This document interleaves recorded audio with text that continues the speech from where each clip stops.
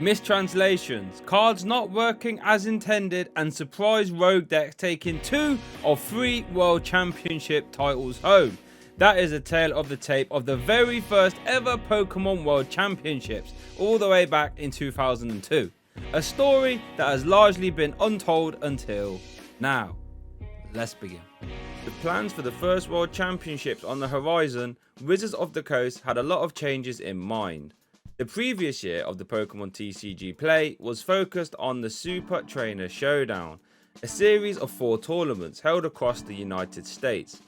The last of these events was held in December 2001, which was held in California, and the tournament was played in the Rocket On format, which was Pokemon's very first modified format. Until the East Coast Super Trainer Showdown, which also took place in 2001, Pokemon was played with every set that has been released up until that point, which included Base Set, Jungle, Fossil, Base Set 2, Rocket, Gym Heroes, Gym Challenge, and Neo Genesis.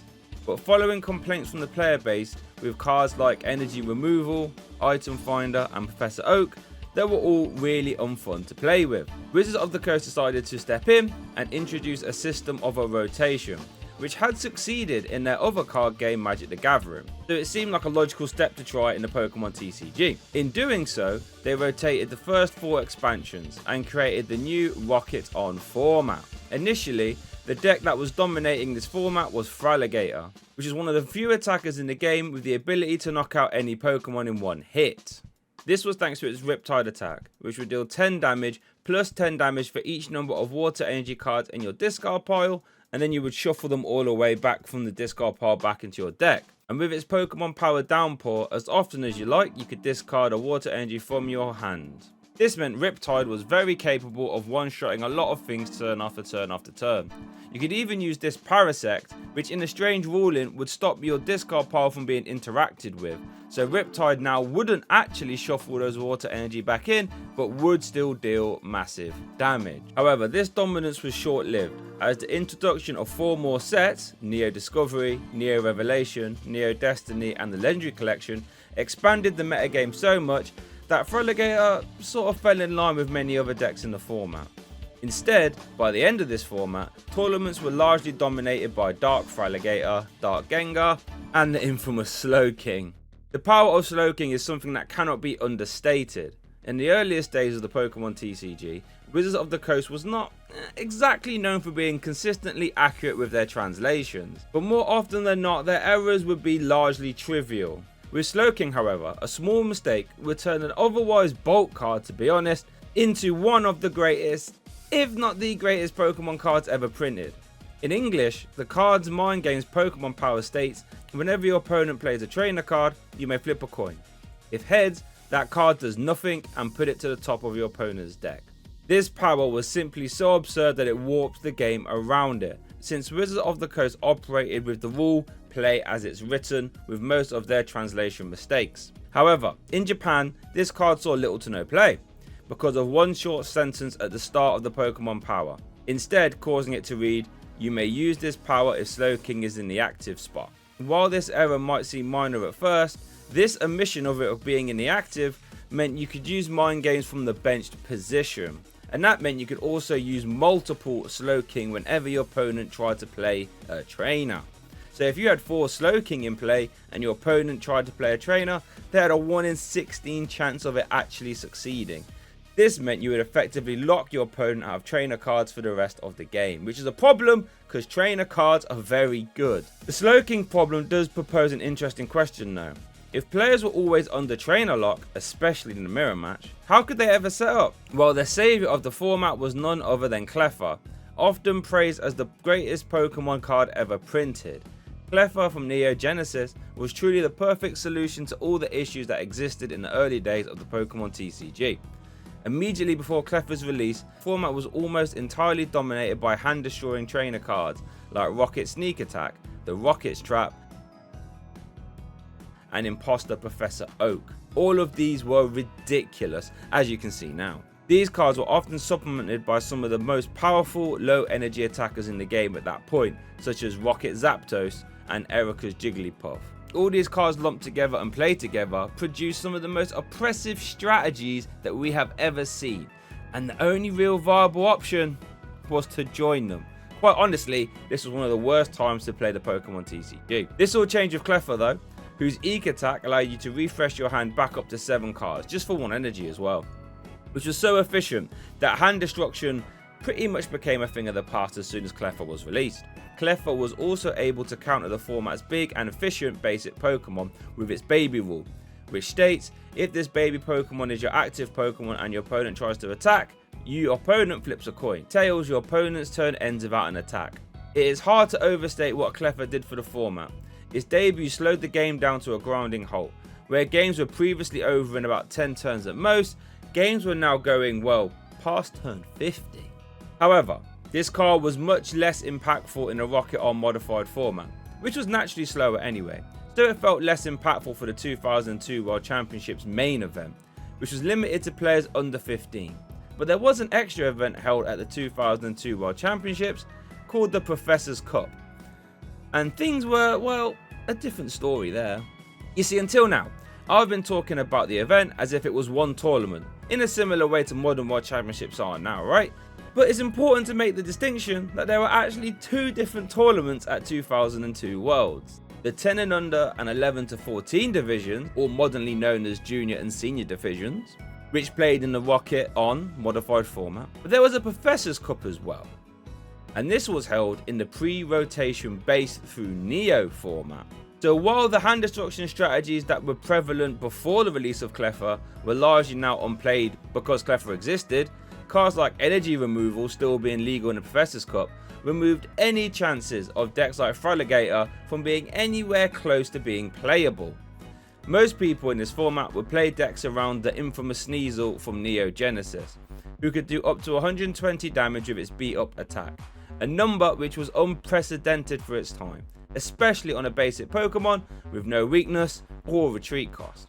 Now, you might be wondering, if Sneasel was so good, why did no one play it in the modified format events at Worlds then? Because it's insanely strong on paper. Well, that's because it was banned in modified, as we can see here at a Super Trainer Showdown earlier that year. So you wasn't actually allowed to use Sneasel in the modified events, so the 10 and under and 11 to 14 players had no access to Sneasel. Right, so with all those rules and backstory out of the way, let's get to the event itself, starting off with the 10 and under division, which the event was quite small. The most played deck in the 10 under division was Kingdra from Neo Revelation, whose genetic memory attack gave it access to all the attacks of the previous evolutions, just for 1 energy. Importantly, this allowed Kingdra to take advantage of the Seadra from Neo Genesis had the attack Mud Splash, which would deal 30 damage to the active and 10 damage to one of your opponent's bench Pokemon on a coin flip, all on a relatively beefy stage 2 Pokemon that wasn't easily KO'd. Not far behind Kingdra was Entei Macargo, which is also the most played deck in the top 8 of the tournament, more on that later, with 3 of the 4 documented players who brought the deck actually making it to top 8. What a conversion rate. Entei Macargo made use of Neo Revelation's Entei How Pokemon Power in order to provide energy to your Pokemon. Most importantly to your Neo Revelation Macargo, who can do 40 damage plus 20 damage for each fire energy you chose to discard from the Macargo. So despite the weakness to Kingdra, this deck's raw power and game plan was enough to carry it through to the top tables. The 10 and under division was won by a surprise deck though, Donphan. The strategy of this deck was extremely simple. You would slowly power up a Donphan behind baby Pokemon, while also using multiple Slowking. And then every turn, you would retreat into Donphan, use Rapid Spin to deal respectable 50 damage, and then switch back into a baby Pokemon, in order to make it difficult for your opponent's Pokemon to attack due to that baby rule. On top of this, you also had access to Donphan's Flail attack, which could do a high amount of damage just for 1 energy.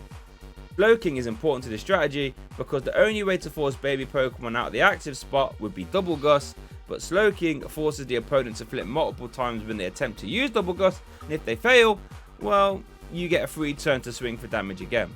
This powerful off-meta strategy was good enough to defeat Kingdra in the finals, earning Mindy the title of World Champion. And quite honestly, that was a terrific meta call on a deck that worked out extremely well. In the 11 to 14 division, which was also a relatively small event of only 32 players, The metagame was a bit different. Instead of being dominated by Kingdra, the most played deck in the 10 and under division, it was instead dominated by Dark Feraligatr, which was able to use its scare Pokemon power to ignore the baby Pokemon rule and stop them attacking as well. You could just slam straight into them, so no sneaky Eeks or sneaky Tyrogues.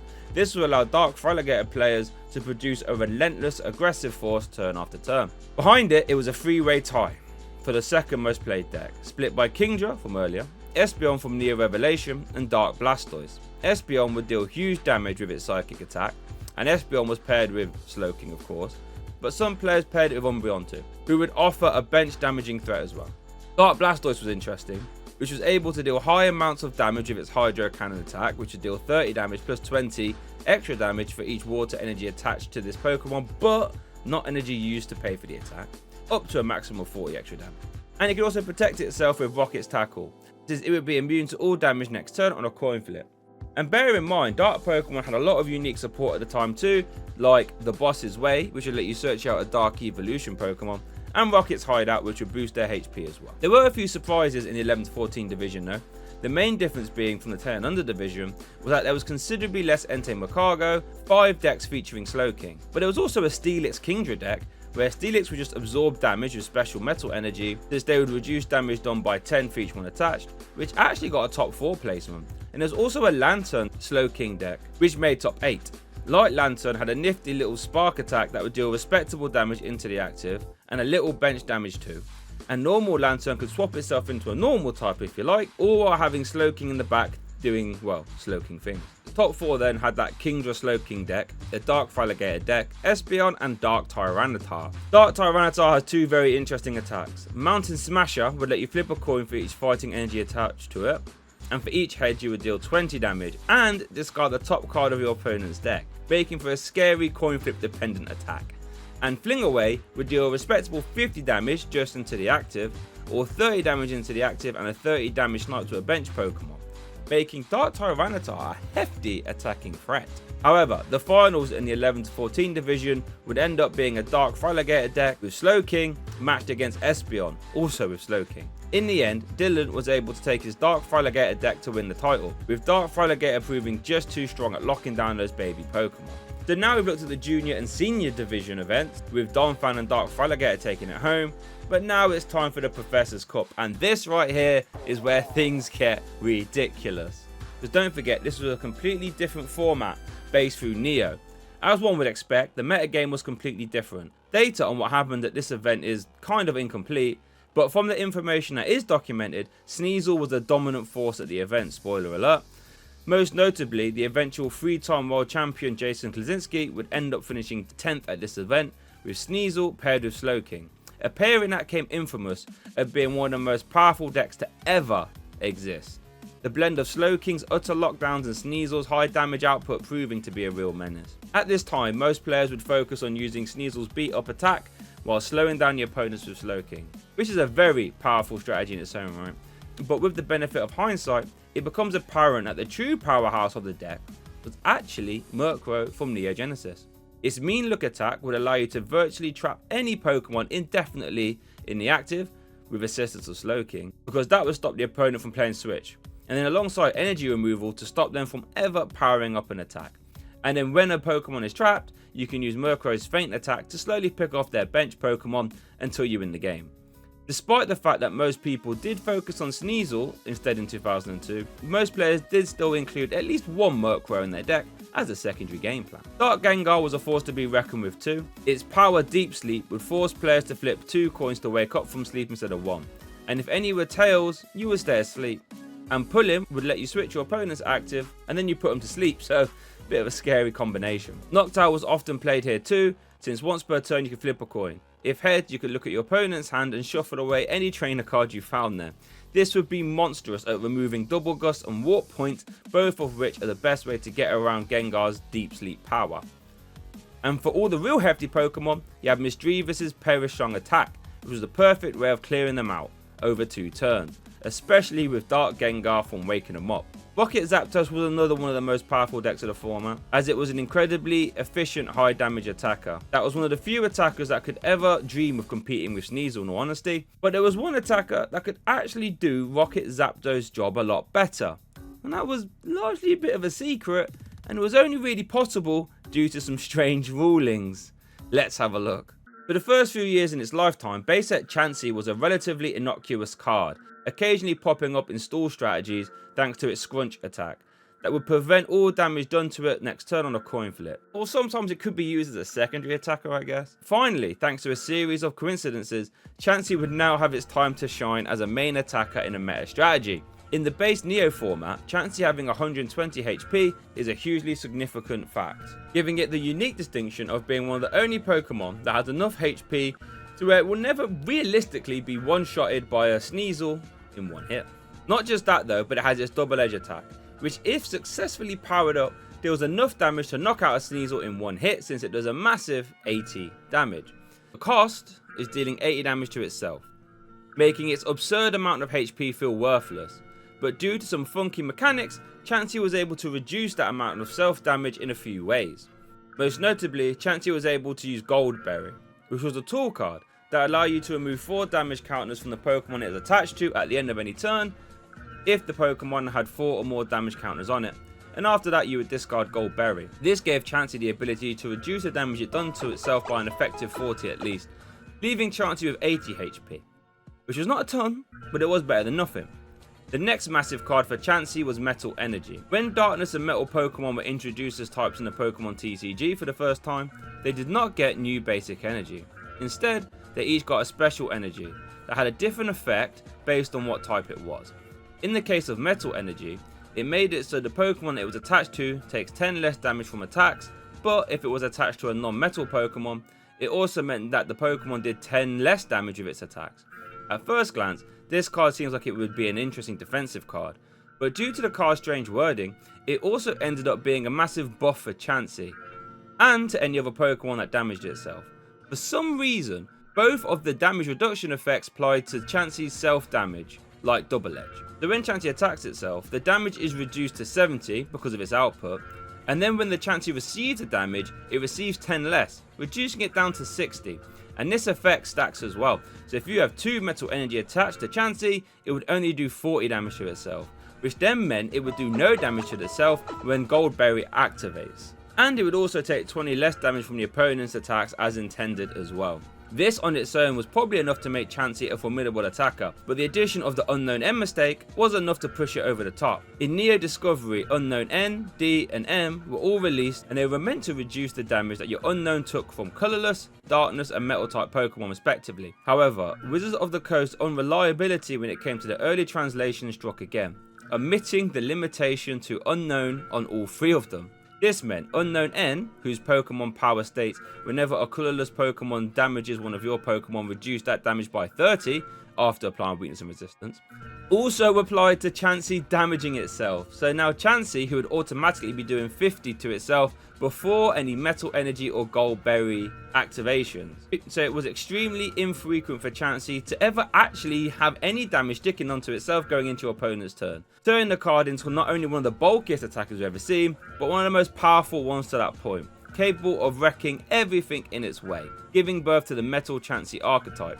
Some variants of the deck would also play Slowking, mostly because of how absurd Slowking was as a card to be honest, but Alex, who made it to the final of the Professor's Cup at the World Championships, played a much more streamlined Metal Chansey deck list. In the finals, Alex would meet Elaine, who was playing a Sneasel deck paired with Jungle Wigglytuff, who was one of the game's first heavy hitters to be fair, whose Do the Wave attack would deal 10 damage for each bench Pokemon you had in play for 3 colourless energy. This deck strategy was far simpler than the one of Metal Chansey, instead focusing on just being aggressive as possible with 2 of the strongest attackers in the game at that point. It's respectable. Unfortunately for Elaine, Alex's deck was way too prepared for this matchup though. With Chansey inherent strength against Sneasel decks, the matchup was already looking like it's going to be a tough one. But funnily enough, Wigglytuff was unable to deal significant damage to Chansey at all because of all the combined effects of Metal Energy, but also Unknown N, who in a cruel twist of fate happened to affect Wigglytuff's attacks as well, since Wigglytuff is a colourless type. While there is no known play-by-play of the final of this match, Alex was able to take a clean victory over Elaine, concluding an undefeated run to becoming the 2002 Professor Cup champion, or as some will call him, the first ever 15 and up world champion. Real quick, I have to give a shout out to this video sponsor, Dragon Shield. They make the best accessories in the game, and if you want to get your hands on some and save yourself some money, click the link down there and use my code BERT to get 5% off, and it helps me out too. Thanks for watching this video. If you made it this far, why don't you like the video and consider subscribing? And why don't you check out this video here, where I look at every Pokemon's best ever card. Trust me, it's a fun one.